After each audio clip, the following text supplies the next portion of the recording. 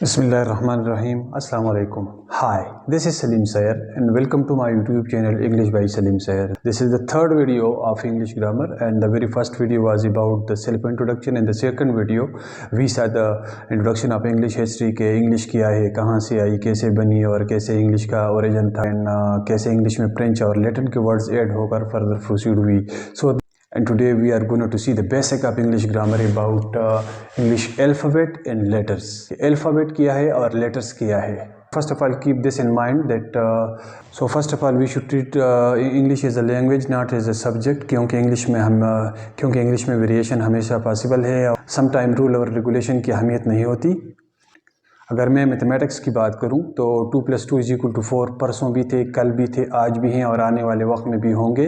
2 - 2 = 0 परसों भी थे, कल भी थे और आने वाले वक्त में भी होंगे. 2 × 2 = 4 परसों भी थे, कल भी थे, आज भी है और आने वाले वक्त में भी होंगे. लेकिन इंग्लिश में ऐसा नहीं है. इंग्लिश में वेरिएशन हमेशा जारी रहती है. इंग्लिश इस तरह का आई के साथ कभी विल तो कभी शल लगता है और गोइंग को कभी गोना बोला जाता है, जो कि वांट को वाना बोला जाता है, गाट टू को गाटा बोला जाता है. यहाँ वेरिएशन का एक सिलसिला जारी रहता है और वेरिएशंस पॉसिबल है बेसिकली. बात यहाँ अल्फ़ाबेट से शुरू करते हैं. अल्फ़ाबेट ग्रीक के पहले 2 लेटर के कम्बिनेशन से बने हैं, जैसा कि अल्फ़ा प्लस बीटा, यानी अल्फ़ा प्लस बीटा के कम्बिनेशन से अल्फ़ाबेट बना. अल्फ़ा प्लस बीटा के कम्बिनेशन, जो कि ग्रीक लैंग्वेज के पहले 2 लेटर्स हैं, इनके कम्बिनेशन से अल्फ़ाबेट बना. ए से लेकर जेड तक के टोटल 26 लेटर्स,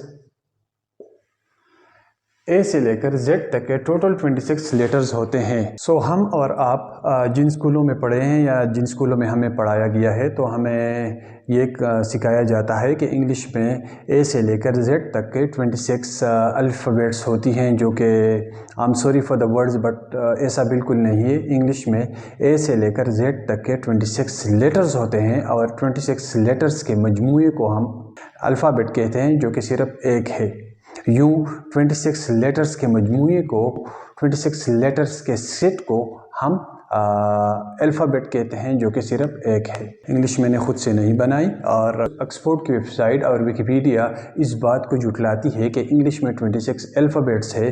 इंग्लिश में 26 लेटर्स और 26 लेटर्स के सेट को अल्फ़ाबेट कहा जाता है, जो कि सिर्फ एक है. यानी कोई ऑथेंटिक सोर्स या कोई ढंग की डिक्शनरी, ऑक्सफोर्ड की वेबसाइट या विकिपीडिया को जब आप चेक करेंगे तो यही सेम आंसर देगी कि इंग्लिश में 26 लेटर्स होते हैं और 26 लेटर्स के मजमूए को अल्फ़ाबेट कहा जाता है, जो कि ए सिर्फ एक है. इंग्लिश में 26 अल्फ़ाबेट्स नहीं होती. इंग्लिश में 26 लेटर्स होते हैं और इन लेटर्स के मजमूए को, इन लेटर्स के कम्बिनेशन को, इन लेटर्स के सेट को अल्फ़ाबेट कहा जाता है और ये अल्फ़ाबेट सिर्फ एक है. अगर इन 26 लेटर्स को हम फर्दर स्टडी करेंगे तो इनको फर्दर डिवाइड किया जा सकता है. जैसा कि इंग्लिश में 5 वावल्स होते हैं, जो कि ए, ई, आई, ओ और यू होते हैं. 21 कॉन्सोनेंट्स होते हैं, जो कि वावल्स के बगैर जितने भी लेटर्स हैं 21 वो कॉन्सोनेंट होते हैं, जो कि यहाँ लिखे गए हैं. Actually vowels are pronounced without the contact of tongue, teeth and lips. यानी वावल्स ज़बान, दांतों और होंठों के बग़ैर अदा होते हैं. इनका प्रोनाउंसिएशन ए, ई, आई, ओ और यू.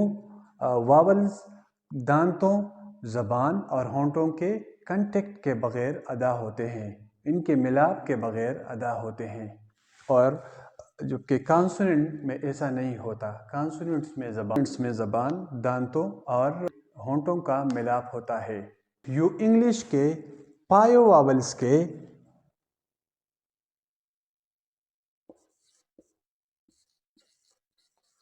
5 वावल्स के 20 साउंड्स होते हैं. According to phonetics there are 20 sound of 5 vowels. Vowels के वावल्स के 20 साउंड होते हैं और कॉन्सोनेंट्स के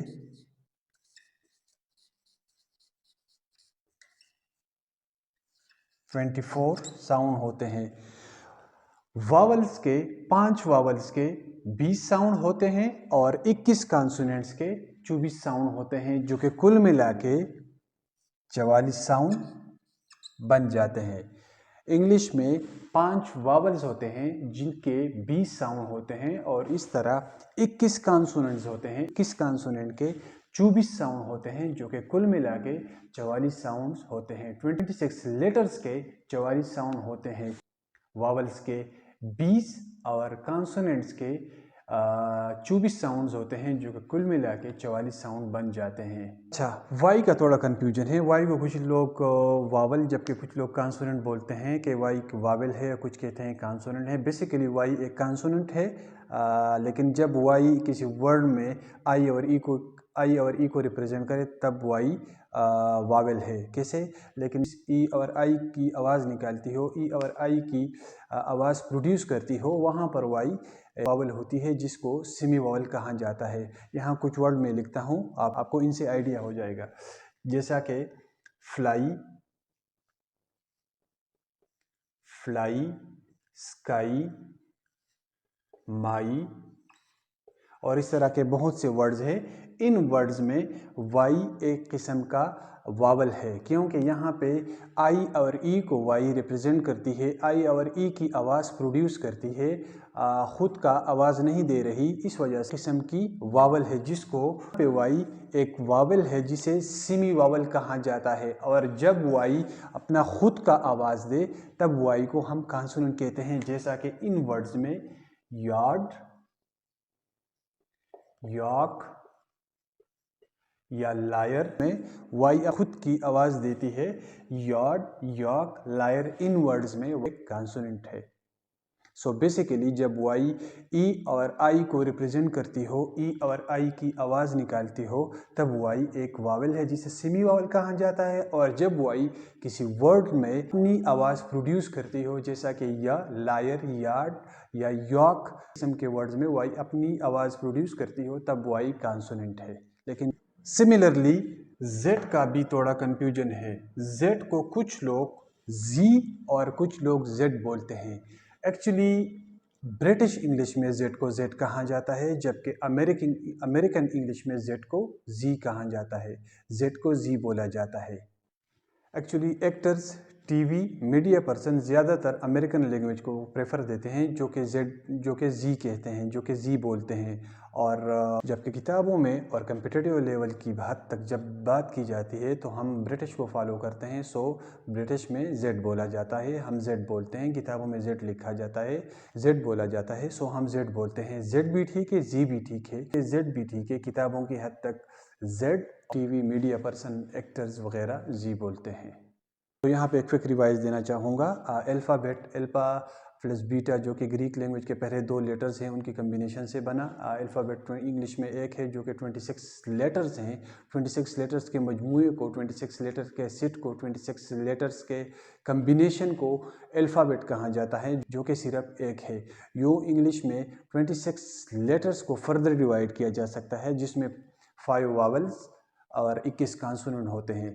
यूँ इंग्लिश में 5 वावल्स जो होते हैं उनके 20 साउंड्स होते हैं और 21 कॉन्सोनेंट जो होते हैं उनके 24 साउंड्स होते हैं, जो कि कुल मिला के 44 साउंड्स बन जाते हैं। वाई को कुछ लोग वावल जबकि कुछ लोग कॉन्सोनेंट बोलते हैं। जब वाई किसी वर्ड में आई और ई को रिप्रेजेंट करती हो, जब वाई किसी वर्ड में आई और ई की आवाज़ निकालती हो, जब किसी वर्ड में आई और ई की आवाज़ प्रोड्यूस करती हो, तब वाई वावल है, जिसे सेमी वावल कहा जाता है। और जब वाई किसी वर्ड में खुद का आवाज़ दे, यानी यार्ड, याक, लायर इस तरह के वर्ड्स होते हैं, उनमें वाई अपना खुद का साउंड प्रोड्यूस करे, अपना खुद का साउंड दे, तब वाई एक कॉन्सोनेंट है। जेड का भी कन्फ्यूजन था। जेड को कुछ लोग जी और कुछ जेड बोलते हैं। सो अमेरिकन इंग्लिश में जेड को जी बोला जाता है, जबकि ब्रिटिश इंग्लिश में जेड को जेड कहा जाता है। किताबों में कम्पिटिटिव एग्ज़ाम की हद तक हम जेड बोलते हैं, जबकि मीडिया पर्सन, सेलिब्रिटीज़, एक्टर्स और जितने भी टीवी चैनल्स होते हैं, जैसा कि जी टीवी चैनल, इनमें जेड को इनमें अमेरिकन इंग्लिश को प्रेफर किया जाता है, सो वो जी बोलते हैं, और जी भी गलत नहीं, जेड भी गलत नहीं, सो जी भी ठीक है और जेड भी ठीक है। In the British language Z, and American language Z. That's all about the English alphabet. इंशाल्लाह see you in the next video inshallah. Till then, bye. Allah Hafiz.